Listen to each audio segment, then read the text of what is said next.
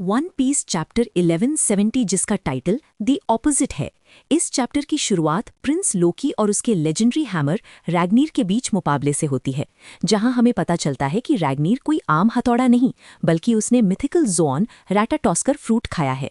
Norse mythology की तरह ये हैमर सिर्फ वर्दी लोगों को ही उस लेजेंडरी फ्रूट तक पहुंचने देता है जिसे ये प्रोटेक्ट कर रहा है। लोकी अपनी ताकत और जज्बे से रैग्नीर को हरा देता है, जिसके बाद वो हैमर एक स्क्विरल में ट्रांसफॉर्म होकर लोकी के लिए लेजेंडरी फ्रूट का रास्ता खोल देता है।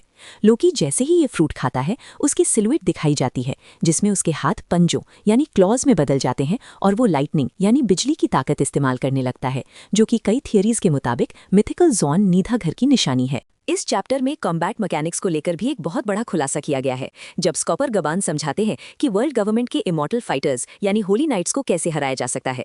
गबान के मुताबिक इन इमॉर्टल्स की रीजेनरेशन ताकत को सिर्फ एडवांस कॉन्करर्स हाकी यानी ACOC के अटैक्स ही कमजोर कर सकते हैं।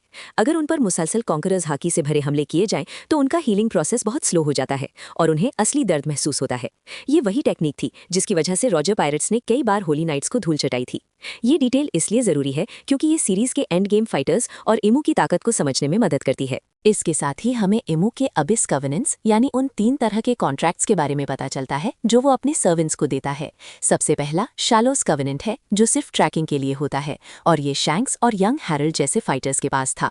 दूसरा डेप्थ्स कवेनेंट है, जो होली नाइट्स को रीजेनरेशन की ताकत देता है लेकिन वो फिर भी बूढ़े होते हैं।